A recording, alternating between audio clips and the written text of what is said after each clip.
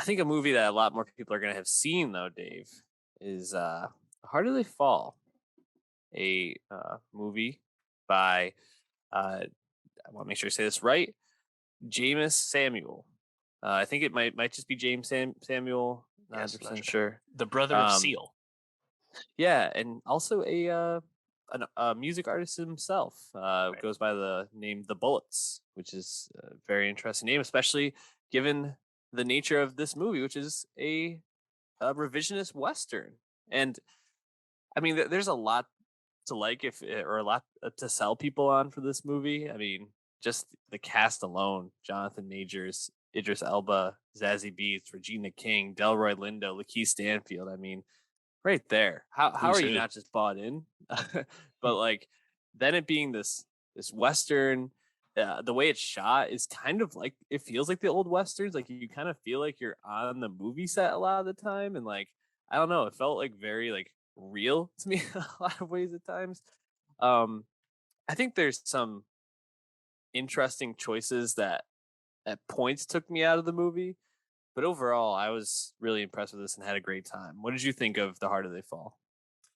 Yeah, I had a great time as well. Obviously, the cast is the main attraction, as you'd expect when you read it, and it plays a lot of the hits you expect from Western films, but it's just done in a really effective way. It's stylized in the sense you have modern music, you have modern dialogue, and yet it all just really works. I don't think it's like a transcendent Western by any means, Hmm. but it's just really well done and a great time. I think key as well. So you know, most people probably are invested in many of these performers at this point, and I think just about everyone acquits themselves pretty well. So it's a great time. And in terms of a Netflix film, I mean, it's one of their finest, honestly. Yeah, I completely agree with that.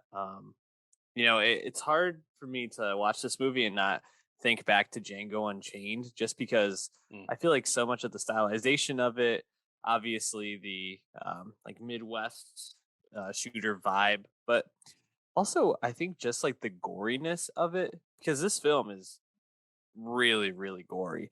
Um, I think that works for me at times and feels a bit overdone at times. You know, I'm not a big fan of animals dying in films, and right in the beginning, you see a horse just get shot right in the head, and I was like, oh god, need that cover, baby. yeah.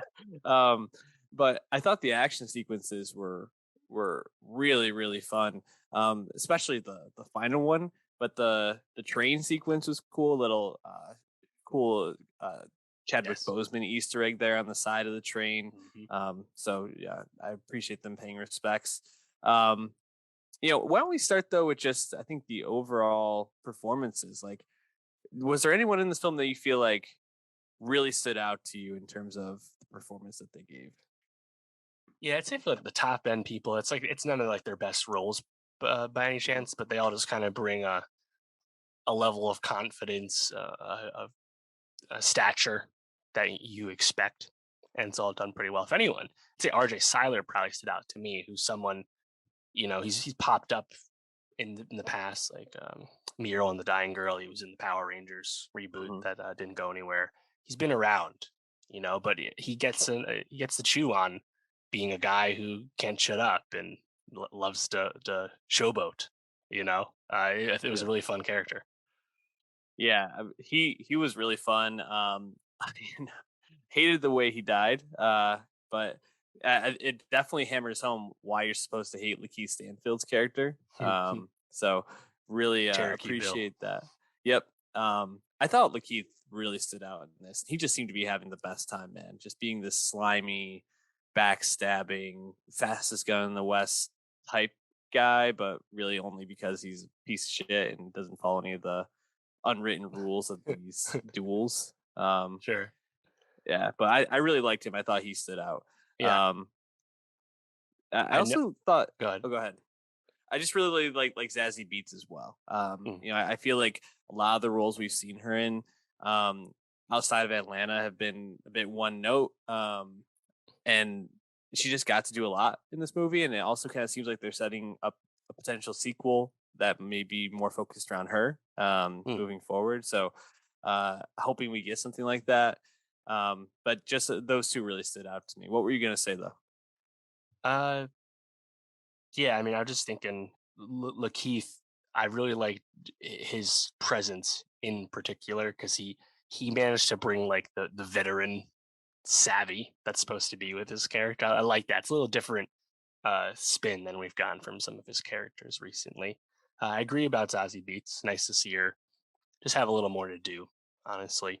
Um, you know, Regina King kind of overqualified for her role, but again, you could tell she was having a nice time. Gets to scrap with Zazie at the end. That's fun.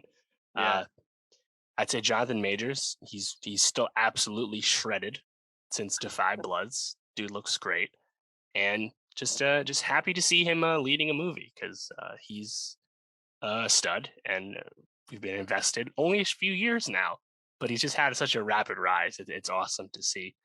Uh, Again, he went from being nominated for a breakthrough actor performance for Last Black Man in San Francisco to playing the next Marvel big bad in like a year and a half. It's been quite the rise for the guy. But happy to see him just add this to the belt, because it's fun. If anything, I don't know if you had this, but some of his vocal delivery, I was like, I couldn't quite tell what he was saying. Like he was really yeah. like like trying to like give himself a bit of an accent, and I feel like some of the lines I couldn't quite grasp sometimes.